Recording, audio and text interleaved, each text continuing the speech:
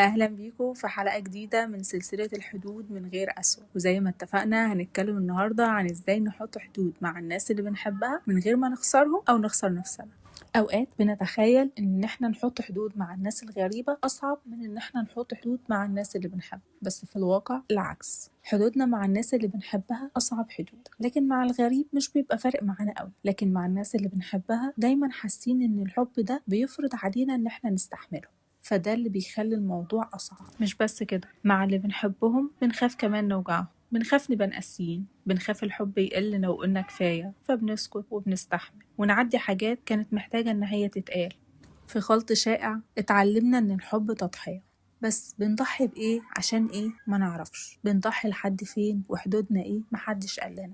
محدش قالنا إن التضحية ليها حدود، وإن الحب مش إنك تكسري نفسك علشان العلاقة تكمل، وإن العلاقة اللي ما تستحملش حدودك دي كانت عايشة على حسابك، عايشة على حساب وقتك وطاقتك ومجهودك، عايشة بتستنزف فيكي بس بدون أي مقابل. عشان كده لما بنقرر نقول كفاية، أول حاجة بنحسها هو الذنب.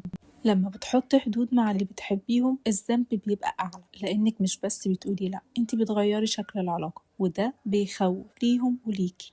بتخافي اللي قدامك يفهمك غلط، بتخافي اللي قدامك يتمرد هو كمان ويقولك طب خلاص مش لاعب. بس في الحقيقة إن الحدود مع اللي بنحبهم مش عقاب، هي محاولة إن العلاقة تكمل من غير ما حد فينا يضيع. لأن ببساطة العلاقات من غير أي حدود ده بيبقى زي شخص عمال بيجري بيجري بيجري، مش عارف هو بيجري بيسابق ايه ولا بيجري ليه. في اللحظة اللي بيقرر يقف فيها بيحس هو قد ايه استنزف وقد ايه تعب وقد ايه مش قادر ياخد نفس. فاللي بيحبك ممكن يتلخبط، ممكن ما يبقاش فاهم انت بتعمل ايه، بس لو بيحبك بجد مش هيطلب منك انك تختفي علشانه، مش هيضيع هويتك وشخصيتك ووقتك ومجهودك، مش هيخليك تستنزف وهو واقف يتفرج عليه. فباختصار الحب مش بس تضحية، والتضحية دايما لازم يبقى لها حدود. حمايتك لحدودك وعلاقاتك هي حماية مش بس ليكي، هو كمان حماية للطرف التاني وحماية للعلاقة إجمالا. وأخيرا انتي مش مطالبة تكوني قوية زيادة ولا لطيفة زيادة، انتي بس محتاجة تكوني صادقة. في الحلقة الجاية هنتكلم عن حدودنا في الشغل وازاي نحمي نفسنا من غير ما نخسر احترامنا. أشوفكم بخير.